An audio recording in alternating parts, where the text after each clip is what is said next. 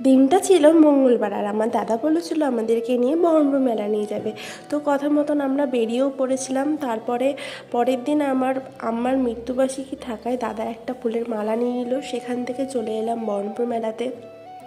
দাদা টিকিটটা কেটে নিয়ে এসে আমরা ঢুকে পড়লাম মেলার ভিতরে। আর তোমরা দেখতে পাচ্ছ এখানে প্রচুর প্রচুর রকমের জিনিসপত্র ছিল। আমরা চারিদিক ঘুরে ঘুরে দেখছিলাম।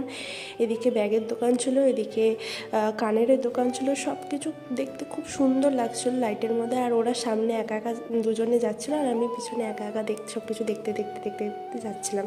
তো জিনিস কিনেছিলাম দুটো, সেটার ভিডিও করা হয়নি। তারপরে এই যে কত খাবারের দোকান সেসব দেখছিলাম, বাট এগুলো কিছুই খাইনি। খেয়েছিলাম একটা ম্যাঙ্গো শেক, ওটা তৈরি করার ভিডিও করেছিলাম যাতে পরে বাড়িতে করতে পারি। তো বৌদি একটু খেলো, আমি একটু খেলাম, তারপর ওখান থেকে বেরিয়ে আর একটা জায়গায় চলে গেলাম। তো সেই ভিডিও নেক্সট পার্ট দেখতে আমার চ্যানেলটি সাবস্ক্রাইব